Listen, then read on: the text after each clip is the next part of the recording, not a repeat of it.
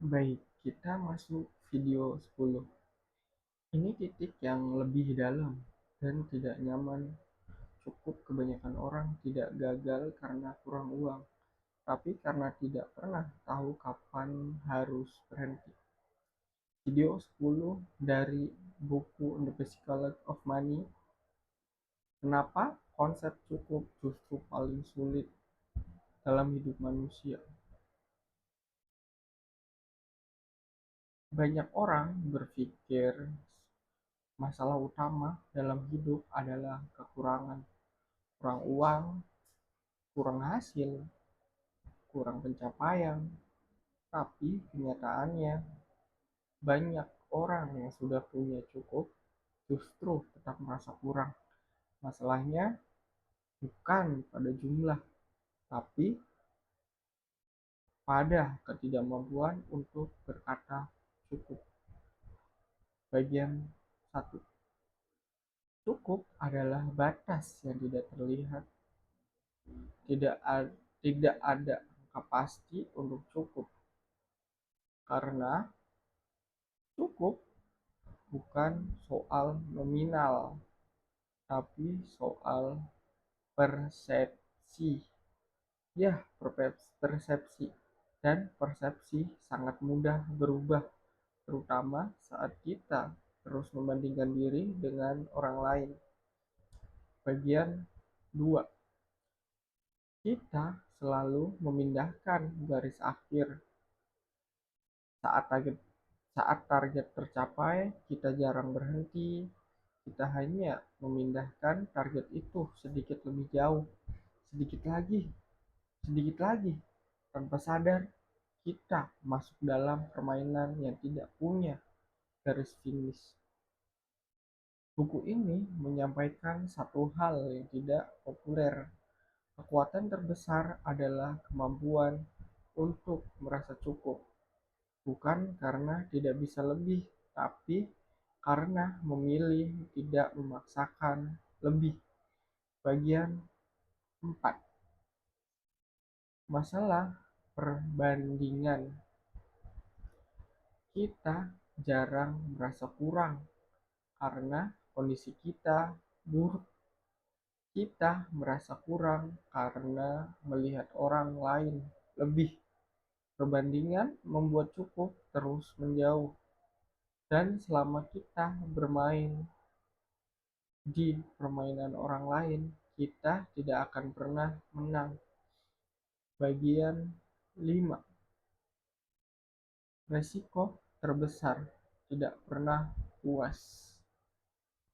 Orang yang tidak pernah merasa cukup cenderung mengambil resiko lebih besar karena mereka selalu merasa apa yang ada sekarang belum cukup.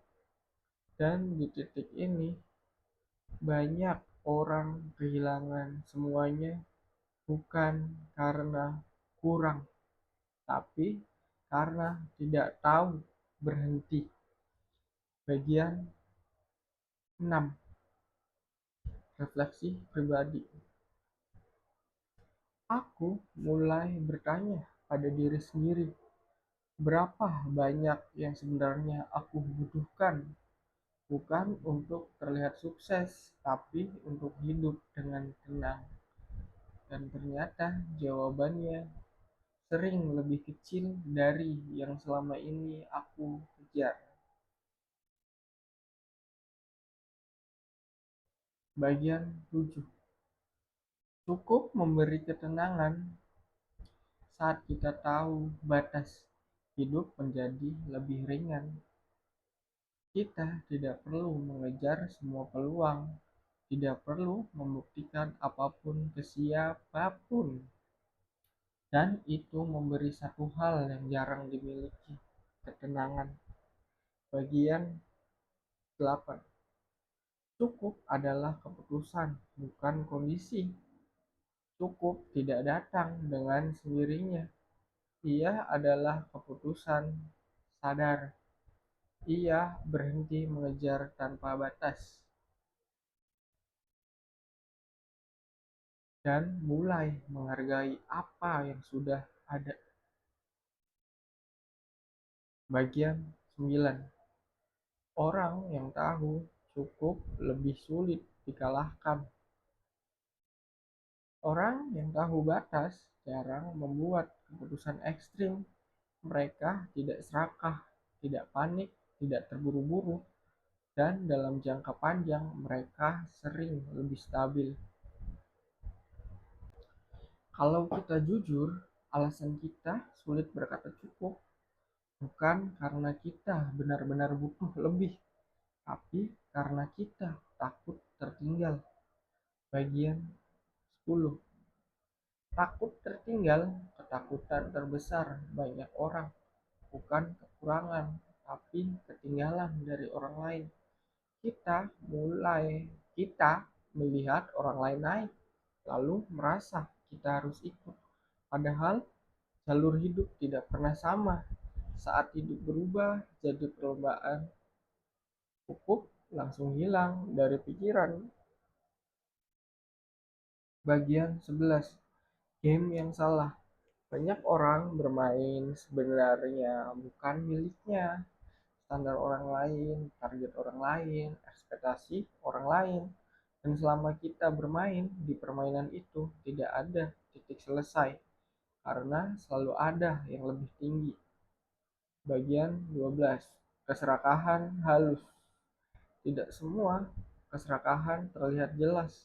Kadang ia muncul halus dengan alasan ingin lebih baik, ingin berkembang, ingin aman.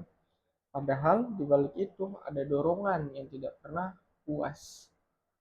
Bagian 13. Kita selalu menyesuaikan standar. Masalahnya standar kita tidak tetap.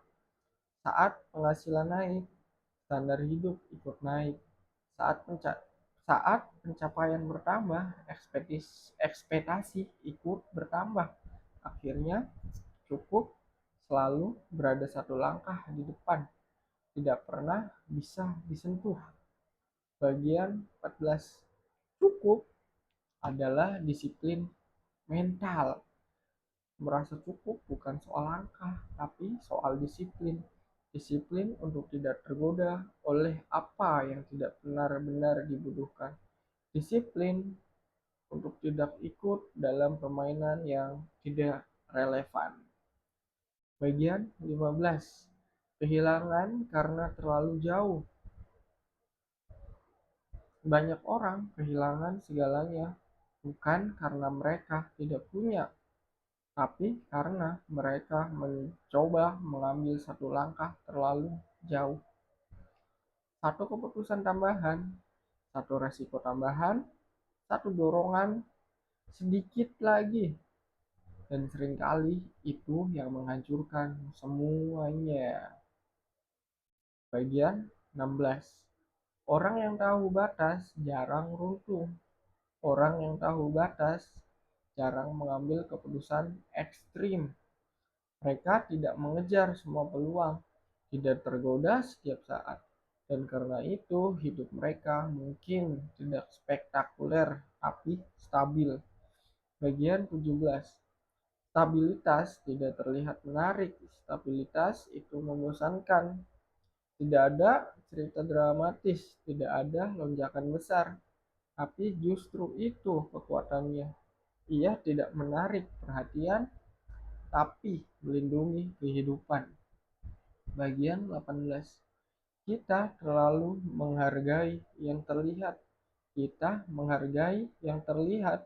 Angka besar, hasil cepat, pencapaian tinggi. Tapi yang tidak terlihat, ketenangan cukup, kontrol diri sering diabaikan. Padahal itu fondasi. Bagian 19. Cukup memberi kebebasan. Saat kita tahu batas, kita berhenti membuktikan sesuatu. Tidak perlu mengejar semua, tidak perlu membandingkan terus-menerus. Dan di titik itu muncul sesuatu jarang kebebasan. Bagian 20. Pertanyaan paling jujur. Mungkin pertanyaan paling jujur bukan berapa banyak yang bisa aku dapatkan, tapi berapa banyak yang sebenarnya aku butuhkan. Dan lebih dalam lagi, Apa yang terjadi kalau aku berhenti di sini?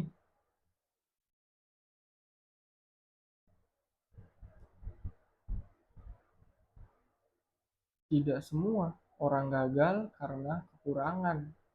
Banyak yang gagal karena tidak pernah tahu kapan harus berhenti. Dan dalam dunia yang terus mendorong kita untuk lebih kemampuan untuk berkata cukup, justru menjadi kekuatan yang langka.